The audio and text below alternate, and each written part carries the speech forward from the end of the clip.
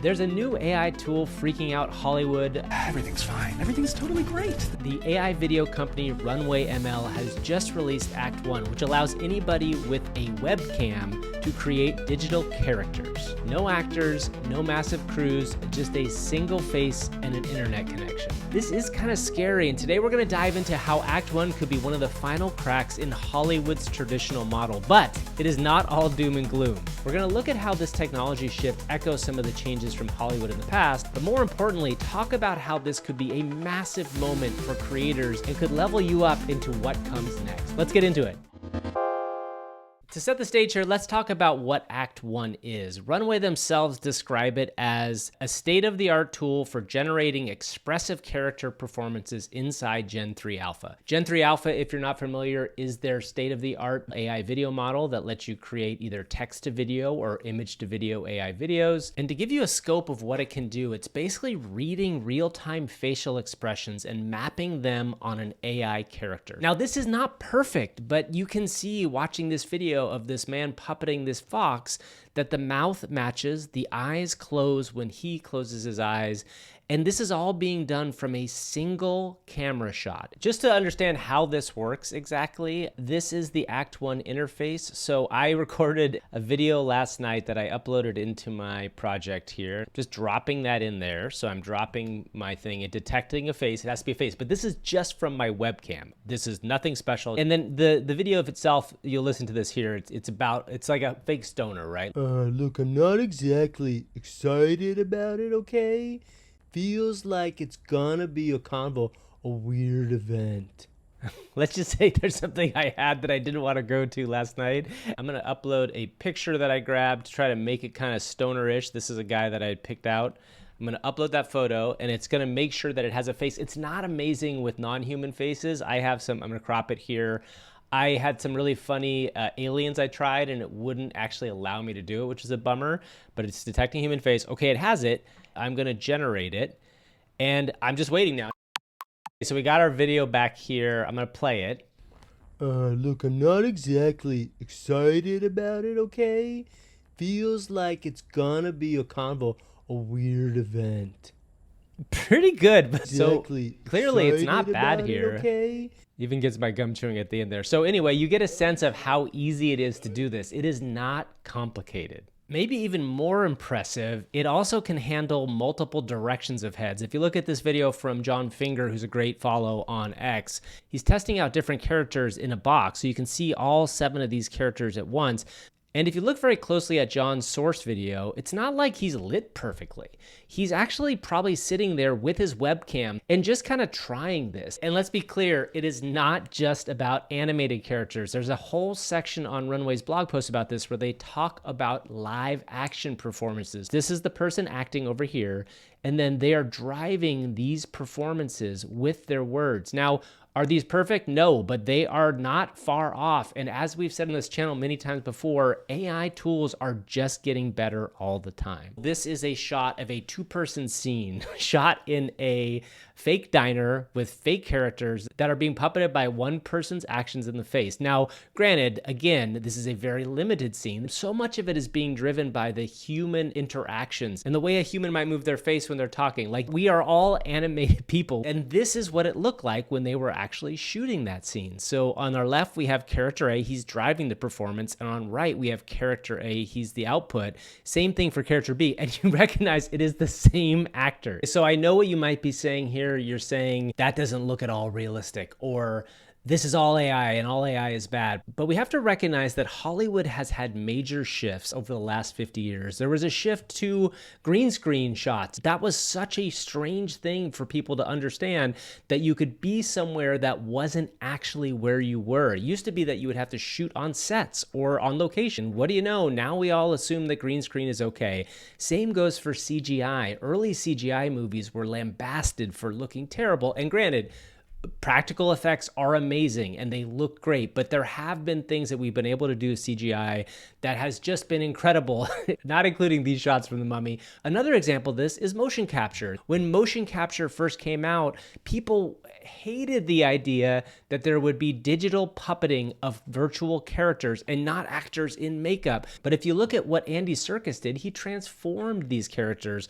Gollum would not be Gollum without Andy Serkis acting it. Runway Act One is the next version of that. And, you know, the hard part, I think, for a lot of people to understand is that yes, it's being driven by AI. And I do want to say very clearly, there are massive issues with the training of these AI models. If you need to learn more about that, watch our videos. We've been talking about that for a while. And to be clear, Runway themselves has gotten into a little bit of hot water over this in terms of what was used to train their AI video model.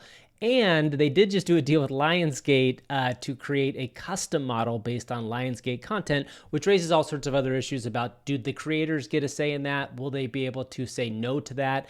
These are all the complicated issues you deal with AI video at large. I don't want to downplay those issues, but there's a much bigger thing going on. What's really happening here is a democratization of the creation process. And what do I mean by that? Well, in order to talk about that, we have to kind of talk about where Hollywood is at right now. Hollywood is a dumpster fire.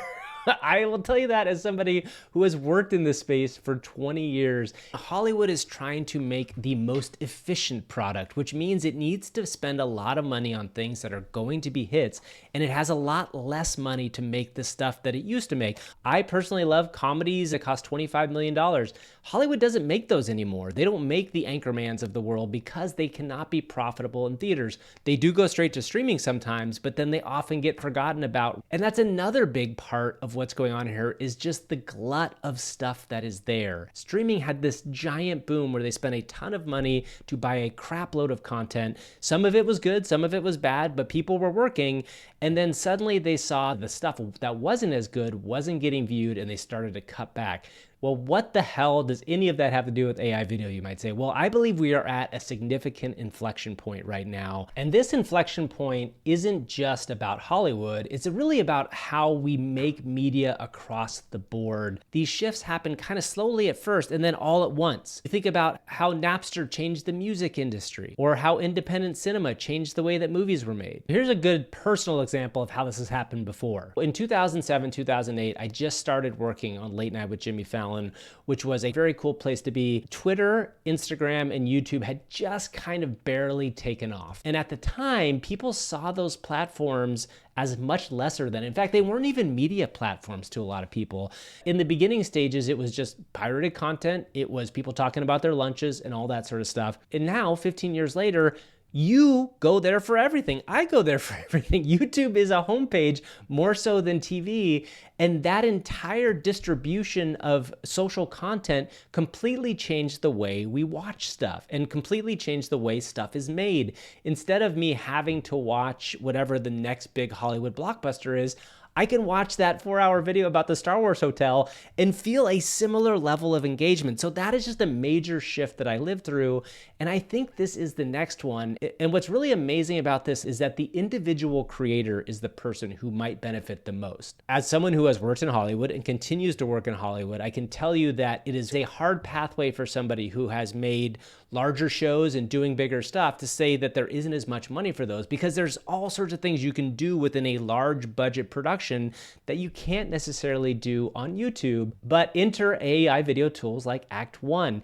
If you are a creator and have an idea for something really remarkable, like just an incredible story that you want to get out, Act One is the starting point for people to really create their own things. And if you don't like that, that's okay. I think there will be organic production, according to Justine Bateman's organic production, for a very long time, and it's fine. But I also think this is the time to really dive in and understand this stuff, because Act One really is an opportunity for individual creators out there to start making their own thing. And right now, there are people out there making pretty amazing stuff. One of our favorite creators is this guy named NeuralViz that I suggest everybody goes out there and watches. He creates 10-minute little mini videos that are really weird and unique and only come from his voice. But of course, not everyone believes that humans existed. Humans Humans ain't real, brother. That's a ruse made up by the monolith to distract us from the fact that they are putting plants in our food. Act One and tools like it are going to unleash a tsunami of new stuff, some of which will be bad, of course, but some of which will be amazing and might connect directly to you in a way that nothing else from Hollywood did. This is not meant to be a doomer video, but Hollywood is just doing different things now. There will always be a place for the giant $250 million epic movie, and I hope that those keep coming out and they keep getting better. I do hope that they try to find some unique original IPs at some point, but I want to see the Brandon Sanderson Way of Kings movie. That would be amazing to see that in $250 million version. But also, I want to see 1,000 more neural vizzes. I want to see people out there do something that's engaging and is fun, and then find a way to turn that into their own brand that they can own and do stuff with. And that's what I think Act One can do.